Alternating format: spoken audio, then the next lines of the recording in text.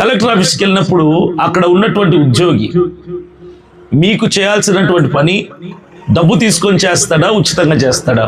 ఉచితంగా చేయాలి. ఎందుకంటే ప్రభుత్వం అతనికి నెలసరి జీతం ఇస్తుంది కాబట్టి నాకు 1000 రూపాయలు ఇస్తే చేస్తా, 2000 ఇస్తే చేస్తా అన్నారు అనుకోండి, అర్థమేంటి? అతను డబ్బుకి సొమ్ముకి అలవాటు పడిపోయాడని, లంచగొండిగా మారిపోయాడని, అవినీతికి అలవాటు పడిపోయాడని అర్థం. బాధ్యత ఎవరికైతే ఉందో ఆ బాధ్యత నిర్వర్తించాలి, అదే న్యాయం. మరి వాళ్ళ విషయంలో మనం అలా మాట్లాడితే ఇక మన విషయానికి వద్దాం. ఓటు మన బాధ్యత, ఓటు మన హక్కు. రాజ్యాంగం ప్రతి పౌరుడికి కల్పించినటువంటి హక్కు. ఈ హక్కుని, ఈ బాధ్యతని మనం ఎలా వేయాలి? ఉచితంగా వేయాలా?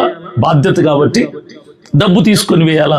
నేను ఈ భారతదేశ గడ్డ మీద పుట్టిన వాడిని, ఇది నా పౌరసత్వ హక్కు అని ఓటేయాలి. కానీ ఈరోజు పరిస్థితి ఎలా మారిపోయిందంటే ఓటుకు నోటిస్తే ఓటేస్తున్నాం. మరి వాళ్ళు చేయాల్సిన పని వాళ్ళు చేయకుండా డబ్బు అడిగితే లంచగొండులని మనం మాట్లాడితే, మన బాధ్యతగా, మన హక్కుగా మనం వేయాల్సిన ఓటుకు డబ్బు అడిగితే మనమేమవుతాం? మనం లంచగొండులు అవుతాం కదా, మనం అవినీతి పరులమే అవుతాం కదా, మనం కూడా అన్యాయస్తులమే అవుతాం కదా. ఎప్పుడైతే ఓటుకు నోటు ఇచ్చే సిస్టమ్, ఓటుకు నోటు తీసుకునే మనం మారతామో, ఇచ్చేవాడు ఉండకూడదు, తీసుకునేవాడు ఉండకూడదు. ఒకటి చెప్తా, నేను ఉన్న ఎలక్షన్స్ వచ్చాయి, కొన్ని పార్టీలు వచ్చాయి, 2000 ఇస్తా అన్నాడు. ఇప్పుడు నేను తీసుకున్నాను అనుకోండి, నేను అవినీతిని ప్రోత్సహిస్తున్నా.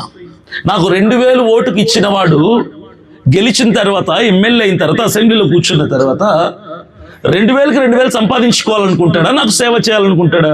గెలిచిన తర్వాత 2కు 2 సంపాదించుకోవాలనుకుంటాడు. కానీ నా ఊర్లో రోడ్డు లేదు, నా ఊర్లో డ్రైనేజీ లేదు, నా రైతులకు భరోసా రాలేదు, ప్రభుత్వ పథకాలు అందటం లేదు, మాకు స్కూల్ లేదు, హాస్పిటల్ లేదు, అవి లేవు, ఇవి లేవంటే, అరే నీకు 2000 ఇచ్చాను రా, ఆ 2000 నేను సంపాదించుకున్న తర్వాత చూద్దాం నీ సమస్య ఆగును అంటాడు. అవునా సార్? అంతే కదా. ఇప్పుడు నేను మారాలా, ఇచ్చేవాడు మారాలా? కాబట్టి మన గ్రామం, మన మండలం, మన నియోజకవర్గం, మన రాష్ట్రం అభివృద్ధి అవ్వాలంటే ఇక్కడ మార్పు మొదలవ్వాలి. ఓటుకు నోటు తీసుకునే సిస్టమ్ మారితే ఆటోమేటిక్గా అన్ని అభివృద్ధులు అవే అవుతాయి. మన ఊర్లో లేనివన్నీ వస్తాయి, అడగకుండానే సమస్యలన్నీ పరిష్కారం అవుతాయి. మిగిలిన దేశాల్లాగా మనం కూడా గర్వించదగ్గ స్థాయిలో మన దేశాన్ని చూసుకోవచ్చు.